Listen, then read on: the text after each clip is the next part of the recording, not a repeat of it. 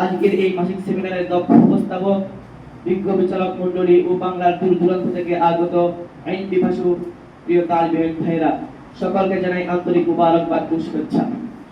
প্রিয় উপস্থিতি, আজ আমার আলোচ্য বিষয় আল হাদিসের উৎপত্তি ও বিভ্রান্তি। সময়ের এই সংক্ষিপ্ত পরিসরে যতটুকু সম্ভব আলোকপাত করার চেষ্টা করব ইনশাআল্লাহ। মা তৌফিক ইল্লা বিল্লাহ।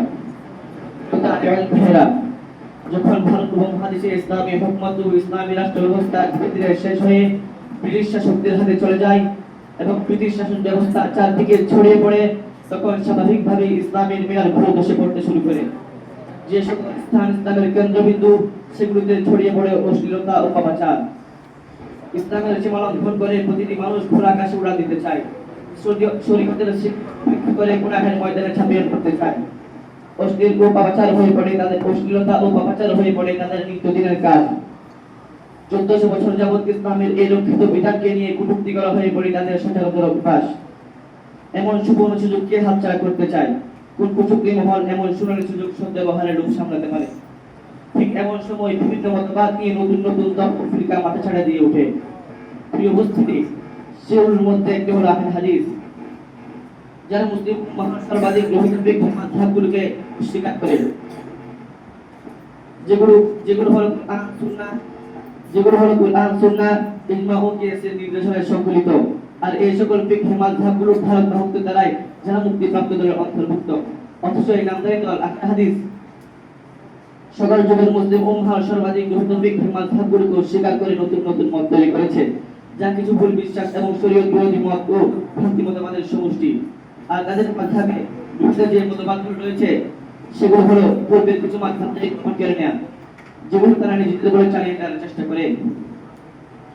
জ্ঞান সুদান পিপাসুগণ নবাবিষ্কৃত এই দলটি টুকুর মধ্যে ক্ষেত্র হয়নি, বরং বিভিন্ন হাদিসের অবব্যাখ্যা দিয়ে কথা বলেছে যে রাসূল সাল্লাল্লাহু আলাইহি ওয়াসাল্লাম মুক্তিপ্রাপ্ত দল হিসেবে যাদেরকে ঘোষণা করেছেন তারা হলো একমাত্র আহলে হাদিস।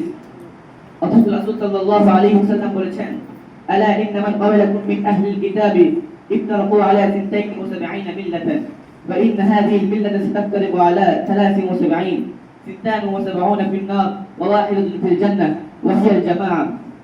এই আলোক অভিযাত্রীরা হাদিস থেকে বোঝা যায় যে রাসূল সাল্লাল্লাহু আলাইহি ওয়াসাল্লাম মুক্তিপ্রাপ্ত দল হিসেবে আহলুস সুন্নাহ ওয়াল জামাতকে ঘোষণা করেছে।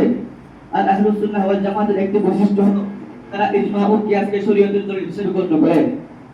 অথচ তথাকথিত আহলে হাদিস তাদের মতকে স্বীকার করে, আর তাদের মতকে স্বীকার করা মানে ইজমা ও কিয়াসকে স্বীকার করা।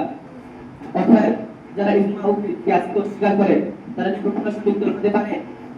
সম্মানিত দিনপ্রেমী উপস্থিতবর্গ, সুতরাং তাদের সকল ভুল বিশ্বাস থেকে আমরা বুঝতে পারি যে আহলে হাদিস কোনো গ্রহণযোগ্য দল নয়, বরং বিভিন্ন ভ্রান্তি মতবাদের সমষ্টিকৃত। তাই আমাদের উচিত এই সকল বাতিল ফিরকার সামনে সর্বদা পাহাড়ের মতো বিচল থাকা এবং দুর্বল হয়ে না পড়া। পরিশেষে আমি আল্লাহর কাছে দোয়া করছি যেন তিনি আমাদেরকে সকল বাতিল ফিরকার বিরুদ্ধে জয়ী হওয়া এবং দুর্বল হয়ে না পড়ার তৌফিক দান করেন। এবং ওই আয়াতটি স্মরণ করতে চাই যা তিনি কোরআনে কারিমে বলেছেন, ওয়ালা তাহিনু ওয়ালা তাহজানু ওয়া আনতুমুল আ'লামু ইন কুনতুম মুমিনিন। সাদাকাল্লাহুল আযীম। ওয়া আখিরু দা'ওয়ানা আলহামদুলিল্লাহি রাব্বিল আলামিন।